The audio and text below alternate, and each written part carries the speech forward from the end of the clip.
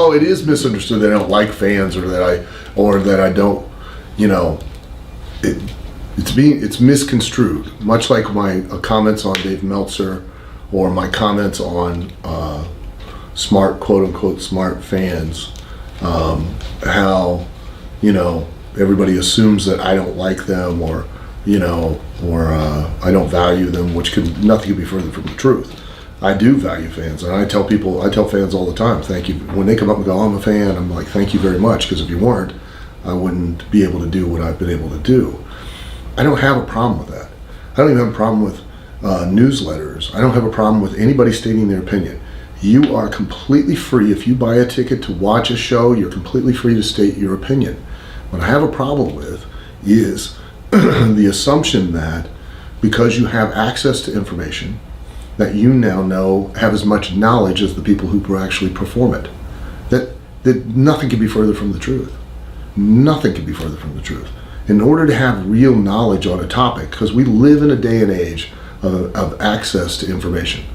So unfortunately, people get a small piece, or even not even sometimes a small piece, to just extrapolate the information from assumption, and then they walk around and they expound their opinions in public forums as if it's actual knowledge. That's fine if they want to do that. That doesn't bother me. What bothers me is that you and the performers and the wrestlers and the bookers and the writers and whatever you want to call it that live in this wrestling bubble allow the vocal minority to dictate to you what's right and what's wrong, what's good, what's bad, and you no longer market yourselves to the general audience. You now market yourself just to the vocal minority. And as long as you please them, as long as they write a good report about you, you're happy. The minute that they write a scathing report saying that you suck, you're terrible, you're bad, you're a mess, you don't know what to do.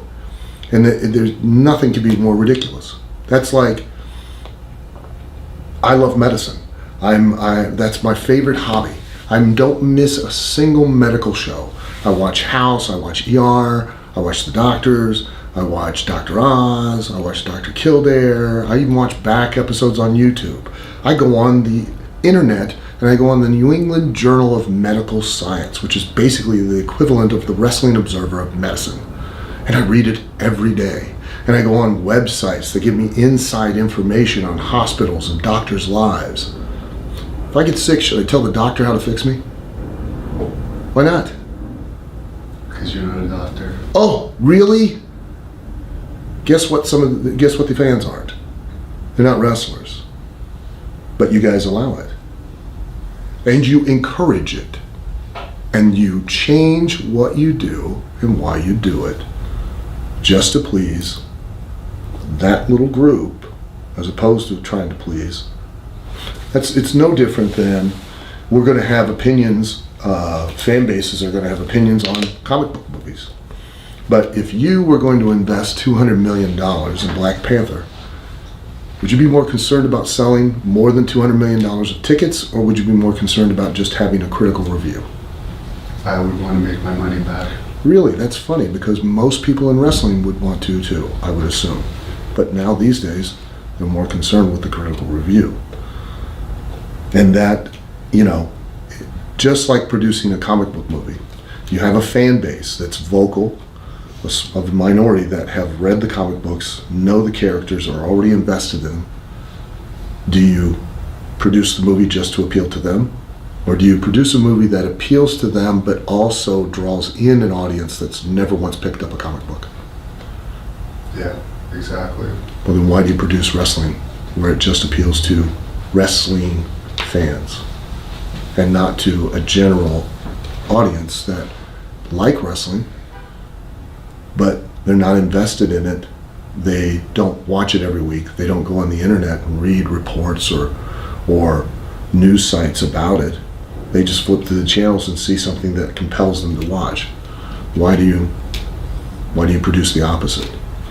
And that's my problem. It's not with Dave Meltzer or with Wade Keller or newsletters in general, or with the fans or their interest. I think it's fantastic that they're so passionate and they care so much about what they love to watch. It's when those small groups of people, and I've been on shows where they try to hijack the show,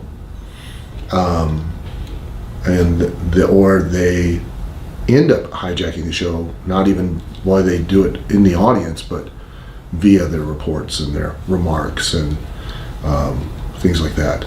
Always remember, and this is a true fact, familiarity breeds contempt.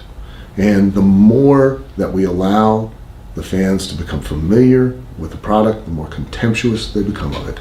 To the point to where, how many people do you know that watch Raw every week, complain about it incessantly, and then watch it the very next week, and then complain about it incessantly, and then watch it the next week? You know, it's taken the fun out for them.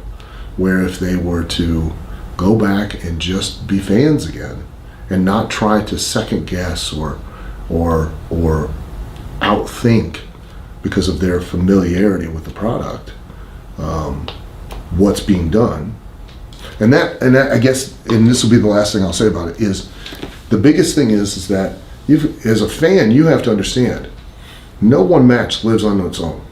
They're not in a bubble. A lot of these matches that are under, Martin Scorsese just recently made a comment about Rotten Tomatoes, because the cinema has the same thing. You know, Rotten Tomatoes is making judgments for an audience before they even get to the theater to watch a film. And a lot of these vocal minority of the wrestling fans are doing the very same thing, without taking into context that wrestling match doesn't live in a bubble. That wrestling match, if it's done with the right idea, has some kind of forethought to it, and it's a singular chapter, or sometimes it's a singular paragraph in an overall story that you don't see the whole picture, but you're now judging it just on that one singular event, as opposed to it's now playing a part in a direction that's going to build to a much bigger and much more satisfying end. And that fans need to kind of keep that in mind, and the people that are performing it need to keep that in mind too, you know, and not live and die by just the critique.